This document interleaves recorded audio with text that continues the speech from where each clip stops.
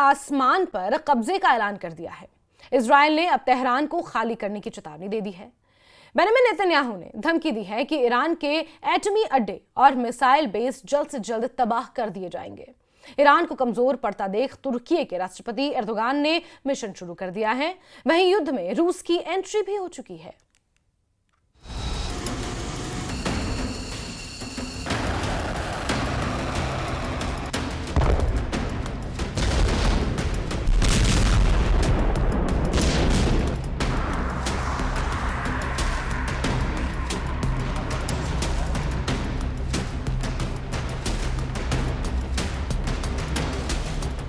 क्या इजराइल के हमले से ईरान अब नहीं बचेगा? क्या ईरान अमेरिकी हथियारों की मार नहीं झेल पाएगा?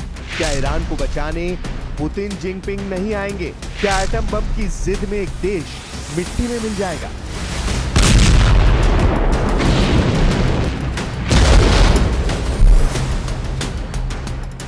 अब यही जानना बाकी सभी जवाब इजराइल के हमले दे रहे हैं।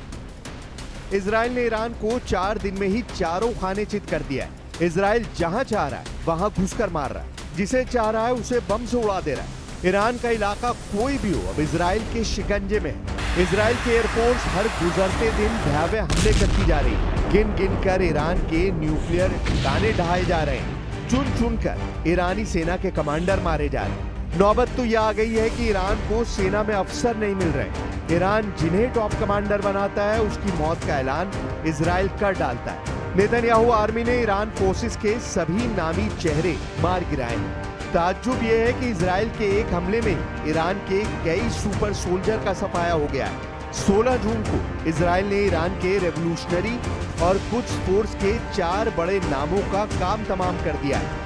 इजराइल डिफेंस फोर्स ने दावा किया है कि जंगी जेट से बमबारी कर ईरान रेवोल्यूशनरी गार्ड कॉर्प्स के इंटेलिजेंस चीफ मोहम्मद काज़मी को मौत के घाट उतार दिया गया है। उनके डिप्टी मोहम्मद हसन मुहक्किक, कुछ फोर्स इंटेलिजेंस के चीफ मोहसिन बकरी और उनके डिप्टी अबू अल-फद्ल निकोवई को भी इजराइल ने बारूद से भूनकर भस्म कर दिया है। שינוי של כל המערכה. אנחנו בדרך להשיג את שני היעדים שלנו. חיסול האיום הגרעיני, חיסול האיום הטילאי. כשאנחנו שולטים בשמי טהרן, אנחנו פוגעים במטרות האלה, במטרות של המשטר. ملت ایران و مسئولان کشور در برابر این جنایت سکوت نخواهند کرد و پاسخ مشروع و قدرتمند جمهوری اسلامی ایران دشمن را از اقدام احمقانه خود پشیمان خواهد کرد. ईरान की रेवोल्यूशनरी गार्ड से जुड़ी फारस न्यूज एजेंसी ने दावा किया है कि इजराइल ने मोबाइल फोन की लोकेशन ट्रैकिंग तकनीक के इस्तेमाल से सटीक हमले अंजाम दिए हैं। फारस न्यूज का दावा है कि ईरान के टॉप कमांडर अपने मोबाइल फोन को बंद करके भी इजराइल के ट्रैप में फंस जा रहे हैं। इजराइल ने हाईटेक टेक्नोलॉजी को हथियार की तरह इस्तेमाल कर सबकी लोकेशन और मूवमेंट ट्रैक किया और उन्हें बम धमाके में उड़ाता जा रहा है। ईरान में अब सिर्फ उन्हीं मोबाइल के इस्तेमाल की इजाजत दी जा रही है जिनमें ट्रैकिंग से बचने की तकनीक है।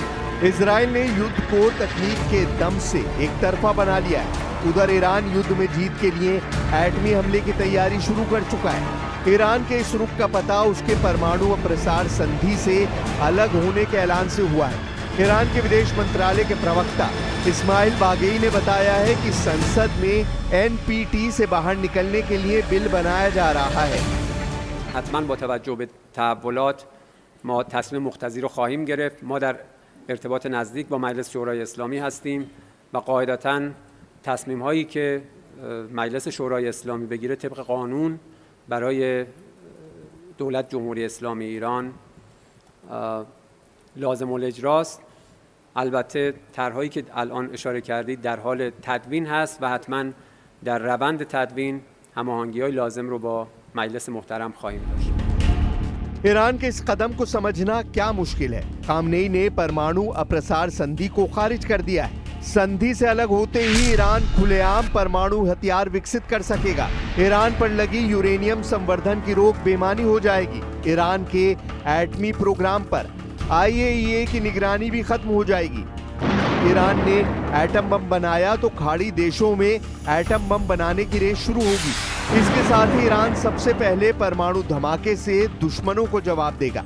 मतलब जिस युद्ध की शुरुआत ईरान को एटम बम बनाने से रोकने के लिए हुई, जिस युद्ध को इजराइल ने ईरान के एटमी अड्डों की तबाही के लिए शुरू किया, जिस युद्ध से ईरान के बैलिस्टिक मिसाइल जखीरे की बर्बादी तय की जा रही है, वही युद्ध एटमी युद्ध बनता जा रहा है। इजराइल जिस तरह ईरान के न्यूक्लियर अड्डे दहला रहा है, इजराइल ने जिस तरह ईरान के शहरों को जलाया है, उससे ईरान का सब्र जवाब देता जा रहा है। ईरान अपनी जान बचाने के लिए परमाणु बम का धमाका करने पर मजबूर होता जा रहा है।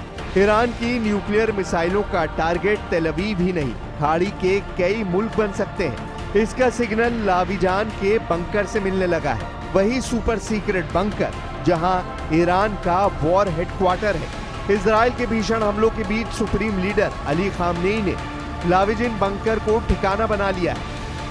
लाविजान बंकर तेहरान में सुप्रीम लीडर के आधिकारिक आवास के करीब 16 किलोमीटर दूर है। इस बंकर की निगरानी ईरान की सेना करती है।